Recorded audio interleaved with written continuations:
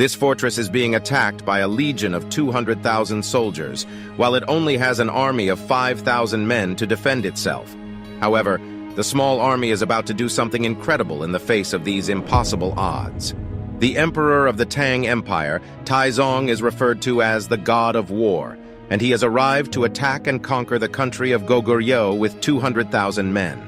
The general of Goguryeo, Yan, has decided to face Taizong's forces with 150,000 of his own men at Mount Jupel, and the fate of the country depends on this battle. Among those leading the charge from Yan's forces is a soldier named Samuel and his brother. A woman, who is said to be a clairvoyant that can talk to the gods of Goguryeo, is watching the battle intently. At first, it looks Yan's army have the upper hand in the battle, but then a separate legion of Taizong's forces appears from the rear and surrounds Yan's army. Yan's army starts getting brutally slaughtered, but Samuel and his brother fight valiantly. The clairvoyant says that she has already been shown a vision of this defeat. Yan tells his army to retreat, and Samuel's brother gets killed while trying to inform everyone of the order. Defeated and devastated, Yan's army makes its way back to their home. Samuel is carrying his brother on his back, and Yan orders him to drop the dead body.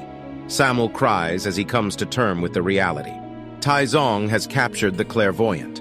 She has with her a special bow and arrow, which is a holy relic of the country of Goguryeo.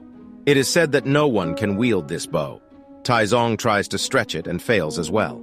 He asks his generals what is the next conquest on their way to the capital of Goguryeo, and they tell him it's the fortress of Ansi. They inform him that the commander of Ansi, Yang, does not follow General Yan's orders and is regarded as a traitor by the country of Goguryeo. Hence, the conquest will be easy, because Yang will have no support from the capital. Meanwhile, Yan orders Samuel to enter Ansi and kill Yang, because he and his armies refused to join Yan at the Battle of Mount Jupel, which has possibly cost them the entire war. Samuel is perfect for this job because he previously belonged to Ansi and can infiltrate the fortress. Samuel says that killing Yang will leave the Ansi people vulnerable against Taizong's armies, and Yan says that as long as the Ansi people follow Yang, they are all traitors anyway. Let them die. He says they will abandon Ansi and make their final stand against Taizong in the capital. Samuel sets off for Ansi. On the way to Ansi, Samuel meets two lost Goguryeo soldiers who ask to join him on the mission to kill Yang. As the three travel, they come across two men trying to get their donkey cart out of the mud. After helping them, Samuel asks one of them to direct him to Yang, the commander of Ansi. The man reveals that he is Yang himself. The other two soldiers recklessly try to attack Yang, but his general Chu easily defeats and kills them. He goes for Samuel next, but Samuel says that he is from Ansi and claims that people there know him. Yang tells Chu to take Samuel prisoner so he can question him later. Chu knocks Samuel out. Samuel wakes up and finds that they have arrived at the fortress of Ansi. Yang enters his home and is told that he is needed at the market. He arrives at the market to find that two of his lieutenants, Pung and Hualbo, are fighting. He orders them to stop, and they immediately do. He is clearly very well respected. Samuel arrives to be questioned by Yang, and Yang immediately suspects that Samuel is a spy sent to kill him. He says that he is aware Yan calls him a traitor and wants him dead. Samuel says that he was chased to Ansi by Taizong's armies, and now he wants to fight alongside them. Yang considers him for a moment. Next, Yang introduces Samuel to his generals and says that if he wants to fight with them, he will carry the commander's flag into battle, which notifies the army of the commander's position at all times. At night, Samuel takes out his dagger and follows Yang as he walks through deserted streets. He finds that Yang is going to the house of a common couple that has recently had a baby. He gives the couple food and drink and adores their baby.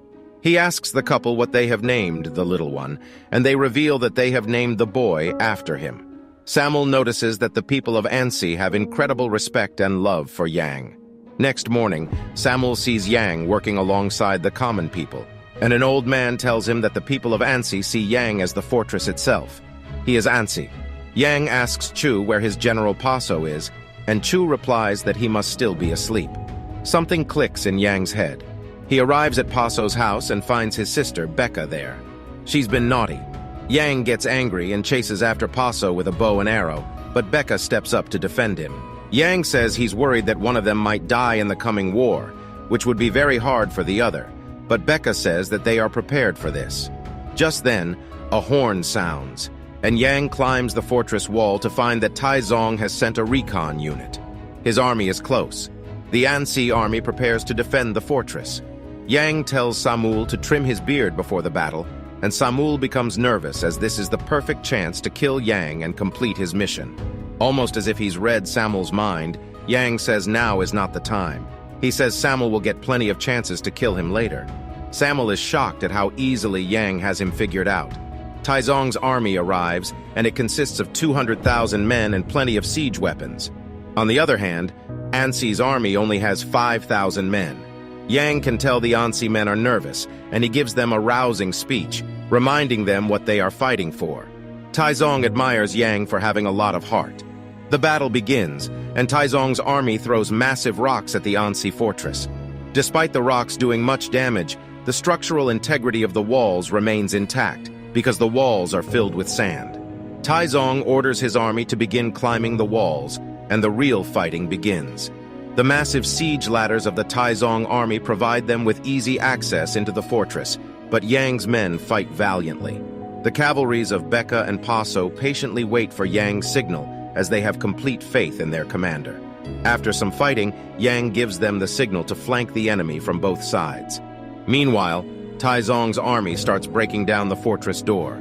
They manage to enter but walk straight into a trap set by Yang. Atop the fortress wall, Yang's army make a close formation and push Taizong's men over the edge. Yang gives the order to bring out huge crossbows which are used to topple the siege ladders.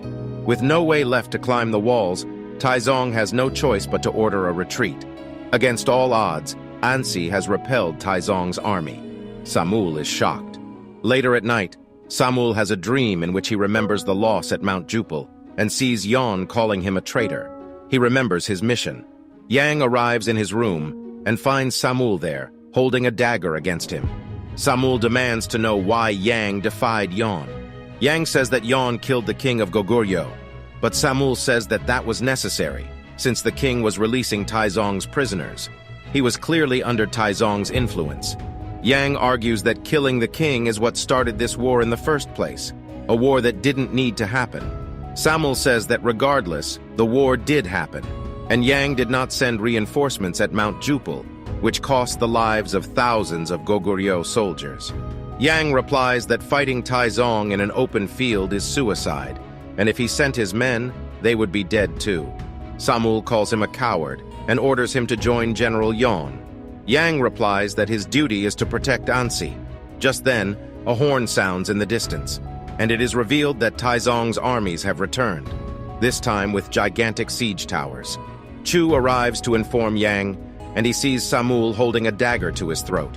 He moves to kill Samul, but Yang stops him, saying they need to deal with Taizong first. The siege towers allow lots of Taizong's men to invade at once, overwhelming the Ansi army. Yang observes the situation for a moment, then comes up with a plan. He has his men throw oil pouches and shoots them with flaming arrows in order to burn the siege towers. He does this to all the towers, while simultaneously fighting the Taizong soldiers on the wall. After he lights the final tower on fire, he gets hit in the shoulder by a spear. He looks around and sees one of Taizong's generals approaching to kill him. He is saved at the very last second by Samul, who stabs the general through the heart. Yang passes out. Yang wakes up 4 days later and thanks Samul for saving him. Taizong is enraged that such a small army and small fortress continue to defeat him. He comes up with a plan. The clairvoyant arrives at Ansi along with the holy bow and arrow and tells Yang that Taizong sent her to inform him that he has one last chance to submit defeat before Taizong makes his final move. She says Taizong is planning to build an enormous dirt mound which will be higher than the walls of Ansi. They won't be able to topple the mound and repel his attack this time. Sure enough, the next day the building of the mound begins. The clairvoyant says that she has seen the downfall of Ansi and Yang must surrender, but Yang refuses. Several months pass, and the building of the mound progresses much faster than expected. Samul says they should request reinforcements from the capital, but Yang says that Yon would never help him. Paso comes up with a plan to assassinate Taizong directly before the mound completes. Becca is outraged that Yang is allowing Paso to proceed with a suicide mission like this, But Yang says that it is the only chance they have. Becca visits Paso, and he promises her that he will return alive. Paso and his men arrive to kill Taizong, but quickly realize they have walked straight into a trap. This means that there is a mole in Ansi, who informed Taizong of the assassination attempt in advance. Next, a severely injured and near-death Paso returns to Ansi and tells Yang about the mole. He dies, and the clairvoyant admits that she is the mole. She says she has seen the future, and Ansi has no chance against Taizong. They must surrender to Emperor Taizong now, if they want to live. She begs Yang to not continue fighting, but Samul slits her throat, saying that Ansi will not fall. Enraged over the death of her lover, Becca rides into Taizong's territory alone, in a bid to kill him. She manages to get one shot at him, but it only scars his cheek. Then, his men brutally kill her. After Paso and Becca are buried, Samul decides to ride to the capital on his own to ask General Yon for reinforcements. He tells Yon that the Ansi people are fighting valiantly, and despite being labeled traitors, they are defending Goguryeo from Taizong's army. They need his help immediately. Back at Ansi, Yang sees a bunch of kids playing in the sand and comes up with a plan. He asks the miners of Ansi if they can dig a cave underneath the mound and topple it, and they reply that it can be done. Chu says that the mound will topple forward towards the fortress, so they must capture it right after it falls to prevent a second attack. The miners get to work on digging the cave. Next, the mound is completed, and so is the cave underneath, and the day of the battle has arrived. The miners inform Yang that they cannot burn the columns of the cave because they are too wet from the rain a night before. They will have to chop the columns to collapse the mound. Yang is concerned that this way the miners would also be buried under the mound, but they are ready to make that sacrifice. They get to chopping. Right as Taizong's army is about to enter Ansi, the miners finish chopping and the mound collapses.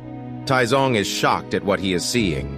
Led by Yang, the Ansi army rushes forward and takes over what remains of the mound. Full of ego and rage, Taizong orders his entire force to attack and bring him Yang's head on a plate. The Ansi army defends the mound by launching arrows and burning wheels on the Taizong soldiers.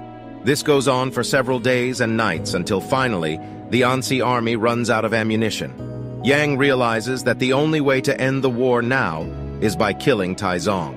He asks for the holy bow and arrow to be brought to him. Meanwhile, hand-to-hand combat begins between Taizong's and Yang's soldiers. Yang tries to pull the holy bow, but fails. However, he sees his army getting overwhelmed and uses whatever is left of his strength to finally pull and release the arrow. He thinks of Paso, Becca, and the miners while he does so.